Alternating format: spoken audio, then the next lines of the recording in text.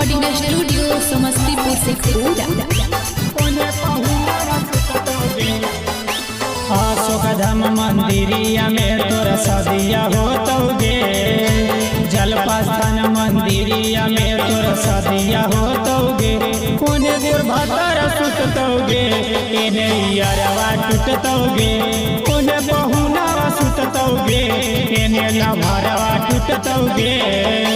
ढोड़िया में अंगूरिया तोरा पियावे करतोगे, छतिया से छतिया साट के कोरा में धरतोगे, कोने दूर भतर सुततोगे, एने यारवा टूटतोगे, कोने बहुना सुततोगे, एने लभरवा टूटतोगे। कोने दूर भतर सुततोगे, भतर सुततोगे, एने यारवा टूटतोगे।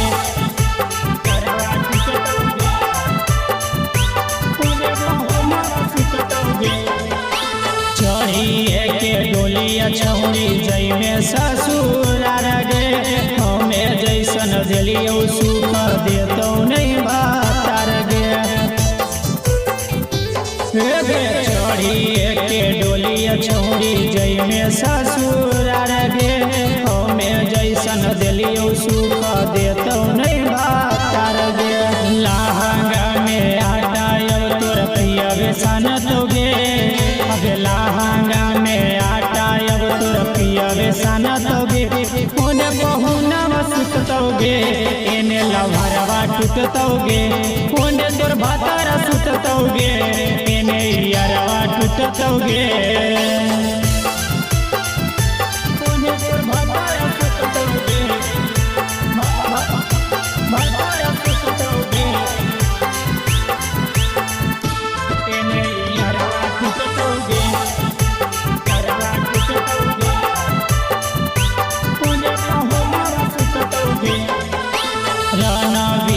रीत संगे कहीं गदेदार गे, सोनू के छौड़ी तू बनाई लेने भातार गे।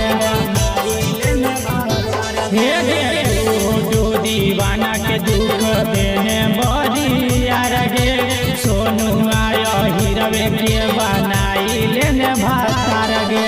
घमंडी रही ठरवा के बेटावा पेटावा में खेलतोगे, आगे घमंडी रही ठरवा के बेटावा पेटावा में खेलतोगे, ओने दूर भतर सुततोगे, एने यारवा टूटतोगे, ओने बहुना सुततोगे, एने लभरवा टूटतोगे। जोगे न टेढ़ी गिफ्ट कुछ खास देने मिर्चाई नियर झास देने, अरे बाप।